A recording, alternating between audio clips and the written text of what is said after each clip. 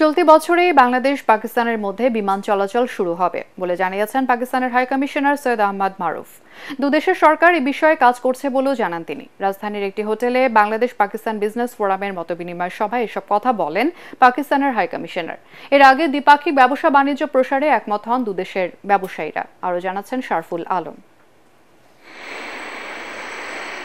অবশেষে পাকিস্তানের সাথে প্রসারিত হচ্ছে বাংলাদেশের অর্থনীতি। শুধু ব্যবসা বাণিজ্য নয়, দুই দেশের জনগণের সাথে সম্পর্ক বাড়াতে চায় ইসলামাবাদ। সরাসরি যোগাযোগ বাড়াতে সমুদ্রপথের পর এবার আকাশপথেও দূরত্ব কমাতে চায় দুই দেশ। সহসায় এ বিষয়ে ঘোষণা আসবে বলে আশাবাদী পাকিস্তানের হাইকমিশনার।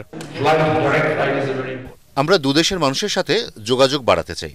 বাংলাদেশ বা পাকিস্তান কারা আগে আকাশপথে যাতায়াত শুরু করবে সেটি বড় কথা নয়। আমরা চাই আকাশপথে যোগাযোগটা শুরু হোক। এবছরে আমরা ঢাকার সাথে বিমান চলাচল শুরু করব।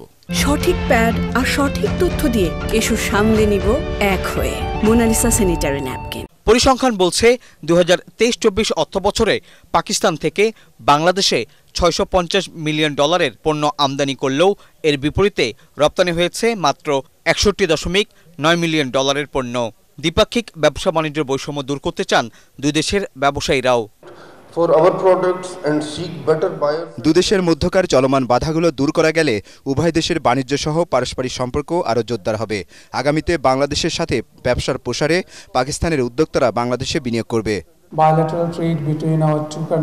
বাংলাদেশের তৈরি পোশাক ছাড়াও চামড়া, টেক্সটাইল, ঔষধ, পাটজাত এবং বিভিন্ন পণ্যের রপ্তানি সম্ভাবনাকে পাকিস্তান কাজে লাগাতে পারে। প্রযুক্তি ও কারিগরি দক্ষতা বাড়ানোর মাধ্যমে পাকিস্তানে পণ্য রপ্তানি বাড়াতে চাই আমরা। এছাড়াও দুই দেশের যৌথ উদ্যোগে বাংলাদেশে শিল্প কারখানা প্রতিষ্ঠার প্রস্তাবও দেন এবিসিসিআইয়ের প্রশাসক। শারফুল আলম, এটিএন বাংলা, ঢাকা।